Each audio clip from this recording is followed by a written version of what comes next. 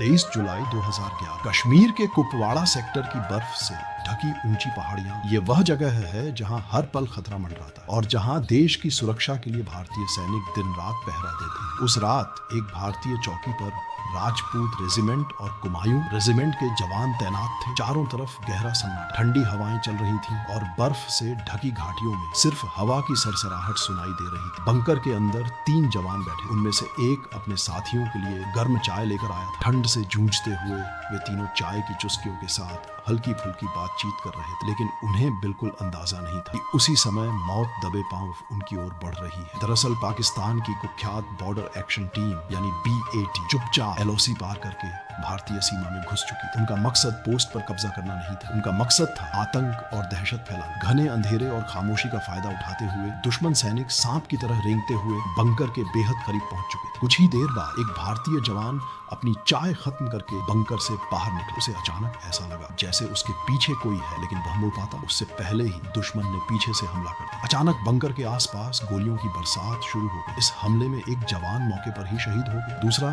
जवान घायल हो गया, लेकिन उसने हार नहीं मानी। उसने समझदारी से काम लिया और फायरिंग करते हुए किसी तरह वहां से निकल गया ताकि नजदीकी बेस तक खबर पहुंचा सके। लेकिन उस रात दुश्मन ने जो किया उसने इंसानियत को भी शर्मसार कर। पाकिस्तानी सैनिकों ने भारतीय सेना के शहीद जवानों के साथ बेहद क्रूरता की और उनके सिर अपने साथ लेकर पाकिस्तान की तरफ भाग गए। जब यह खबर भारतीय सेना तक पहुंची तो हर सैनिक के दिल में गुस्से की आग भड़क उठी। कुछ ही घंटों में यह खबर कुपवाड़ा सेक्टर की 28वीं डिवीजन के कमांडर मेजर जनरल S के चक्रवर्ती तक पहुंच गई। ये सुनकर उनका खून खौल उठा, लेकिन एक सच्चा सेनापति भावनाओं से नहीं रणनीति से फैसला करता है। उन्होंने तुरंत इस पूरे हमले की जांच का आदेश दिया। कई हफ्तों की खोजबीन के बाद एक मुठभेड़ में मारे गए आतंकी के मोबाइल से एक वीडियो बरामद हुआ। जब उस वीडियो को देखा गया तो पूरा कमरा सन्न रह गया। वीडियो में दुश्मन सैनिक जश्न मना रहे थे और उनके सामने मेज पर रखे थे भारतीय सैनिकों के कटे हुए सिर। अब सब कुछ साफ हो चुका। मेजर जनरल चक्रवर्ती ने तुरंत भारतीय सेना की सबसे खतरनाक यूनिट पैरा स्पेशल फोर्सेस को इस मिशन के लिए चुना। इसके बाद शुरू हुआ एक बेहद गुप्त ऑपरेशन, नाम था ऑपरेशन जिंजर। अगले 1 महीने तक पैरा SF के कमांडो चुपचाप LOC पार करते रहे और दुश्मन के ठिकानों की रेकी करते रहे। आखिरकार टारगेट तय हुआ, पाकिस्तान की जोर पोस्ट। 30 अगस्त 2011 रात के ठीक 12 बजे 25 भारतीय कमांडो चुपचाप LOC पार कर गए। ना कोई बैकअप, ना कोई मदद। अगर वे पकड़े जाते तो उन्हें बचाने कोई नहीं। कई घंटों तक खतरनाक जंगलों और बर्फीले पहाड़ों को पार करते हुए कमांडो दुश्मन के अड्डे के करीब पहुंच। लेकिन तभी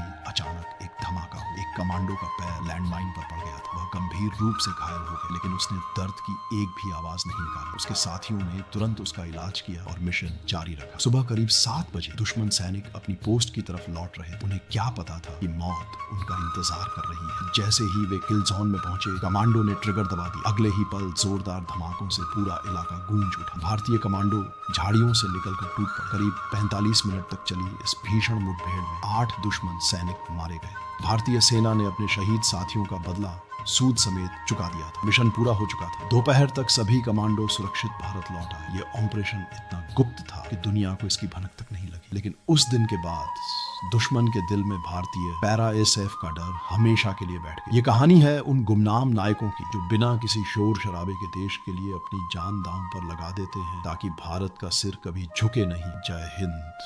लेकिन ऑपरेशन खत्म होने के बाद भी कहानी यहीं खत्म नहीं हुई। जब पैरा स्पेशल फोर्स के कमांडो सुरक्षित अपने बेस पर लौटे तो पूरे कैंप में एक अजीब सी खामोशी थी। कोई जश्न नहीं मनाया गया, कोई शोर नहीं हुआ, क्योंकि यह मिशन इतना गुप्त था कि इसकी जानकारी बहुत ही कम लोगों को थी। कमांडो चुपचाप अपने हथियार जमा करके अपने अपने बैरक की तरफ लौट गए, लेकिन उनके दिल में एक सुकून जरूर था। उन्होंने अपने शहीद साथियों का बदला ले लिया था। दूसरी तरफ पाकिस्तान की सेना इस हमले के बाद पूरी तरह से हिल चुकी थी। उन्हें समझ ही नहीं आ रहा था कि इतनी सख्त सुरक्षा के बीच भारतीय कमांडो उनकी पोस्ट तक पहुंचे कैसे। कई दिनों तक उस इलाके में डर का माहौल बना रहा। पाकिस्तानी सैनिक अब रात के अंधेरे में गश्त करने से भी डरने लगे थे। उधर भारत में शहीद हुए जवानों के परिवारों को जब यह खबर मिली कि उनके बेटों का बदला ले लिया गया है तो उनकी आंखों में आंसू जरूर थे, लेकिन उन आंसुओं में गर्व भी था, क्योंकि उनका बेटा सिर्फ एक सैनिक नहीं था, वह भारत की शान था। भारतीय सेना की यही परंपरा है। अगर कोई दुश्मन भारत की तरफ आंख उठाकर देखता है तो उसका जवाब जरूर दिया जाए। कभी खुले युद्ध में और कभी ऐसी खामोश कार्रवाई में जिसकी गूंज दुश्मन के दिल में सालों तक सुनाई दे। ये कहानी सिर्फ एक ऑपरेशन की नहीं है, ये कहानी है